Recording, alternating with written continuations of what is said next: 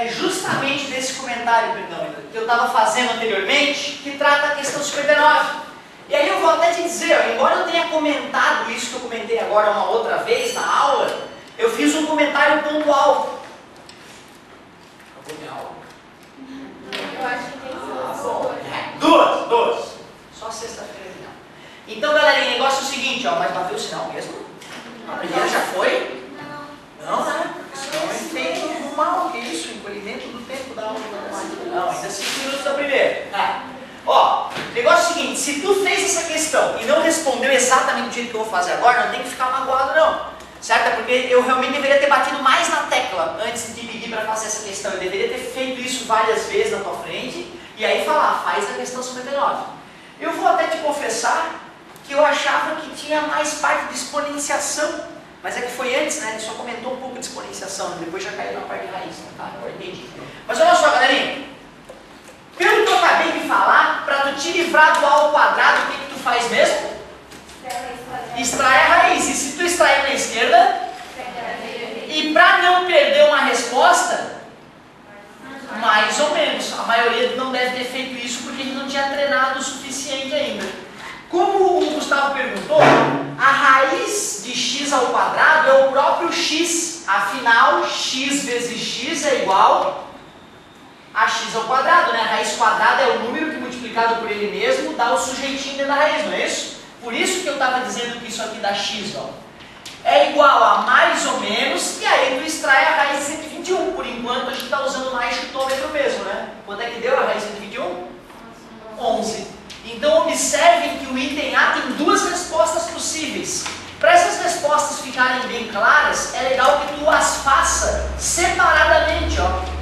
Que tu escreva o x com um risquinho em cima, que a gente chama de x', e que tu escreva o x duas linhas, com dois risquinhos em cima. São o mesmo número com sinais diferentes. Cuidado, hein? Menos 11 e mais 11, mesmo nome, sinais opostos. E era para fazer todas elas nesse sentido. Como eu comentei apenas uma vez antes da aula de hoje, do mais ou menos, era natural que o pessoal não lembrasse, que fizesse do jeito, né, que a gente fazia antes. Antes nós não nos preocupávamos com essa ideia do mais ou menos. Bom, olha só, qual é o contrário de elevar ao quadrado? E se eu extrair na esquerda? Só não pode esquecer? É isso. Raiz quadrada de x ao quadrado é o próprio x. É o próprio x. E para extrair a raiz de 25 sem avos, extrair a raiz do de cima, extrai a raiz do de baixo. E dá até para dividir se quiser, né? 10, 5 dividido por 10 dá 0,5. Para as respostas ficarem bem claras, uma vai ficar menos 0,5, a outra vai ficar mais 0,5. Certo, galerinha? Agora, olha só como o cara que fabricou a apostila sabe o que é importante. O cara que fez a apostila, ele sabe que é importante o aluno perceber a diferença de fazer uma equação x ao quadrado igual a um número e fazer essa resposta aqui, ó. Qual é a raiz de 49? 7. E é só 7, não é menos 7 não. O mais ou menos aparece quando o número que está elevado ao quadrado, tu vai extrair a raiz quadrada em ambos os lados. Eu vou te confessar que no ensino médio teve um professor, eu não lembro quem foi, o filho da mãe, que me disse que a raiz de 49 era mais ou menos 7. Pô, que sacana, me ensinando errado. Me ensinou errado, cara. Ele falou, não, raiz de 49 é mais 7 e menos 7. É um absurdo. A raiz de 49 é só 7. Mas aí o aluno pode argumentar, né? Ô professor, mas menos 7 vezes menos 7 não dá 49? Concorda comigo? Pois é, mas no livro aparece assim, ó, raiz quadrada é um número positivo que multiplicado por ele mesmo dá o cara da raiz. Ou seja, a raiz quadrada não pode ser negativa. Beleza? Por que mesmo que apareceu mais ou menos então? Porque antes não era raiz quadrada, era elevado. E realmente, né, mais 11 vezes mais 11 dá 121. Menos 11 vezes menos 11 dá 121. Então as duas respostas são verdadeiras. Agora, uma raiz quadrada tem que ser sempre positiva. Cuidado. Eu acredito que o professor não fez por mal, né? Com essa história de ter que levar a raiz dos dois lados e apareceu mais ou menos ali na frente, ele achava que era a raiz que dava mais ou menos. E aí ele aprendeu errado e transmitiu o conhecimento equivocadamente, certo? Então muito cuidado com esse detalhe. Vamos que vamos, é a única ó, que vai dar só positivo. As outras era tudo com ao quadrado. Aí eu vou ter que usar a técnica, aí vai aparecer o mais ou menos. Vamos ver. Extrai a raiz quadrada, muito obrigado.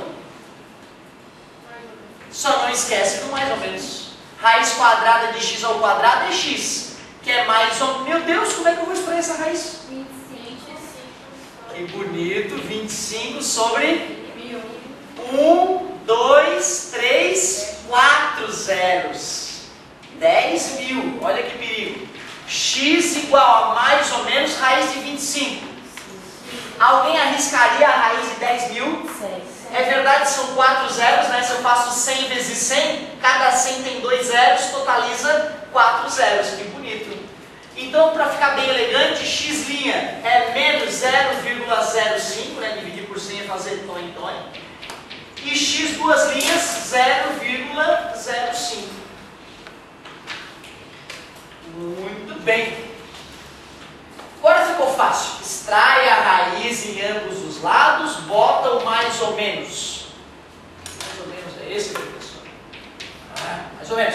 Raiz de x ao quadrado é x. Raiz de 930. Para deixar bem claro que tem duas respostas, escreverei elas separadamente. Realmente, né? Isso é uma equação. Tudo isso era equação. Concorda comigo? Tinha sinal de igual, né? O nome equação vem o sinal de igual, certo? Quando a gente trabalhava com equação de primeiro grau, que era o x elevado a 1, tinha só uma resposta, né? Agora que é a equação de segundo grau, que tem x elevado a 2, tem quantas respostas? E se fosse equação de terceiro grau? E equação com x elevado a 4? Tá vendo? O que eu estou te mostrando agora na matemática é conhecido como o teorema fundamental da álgebra.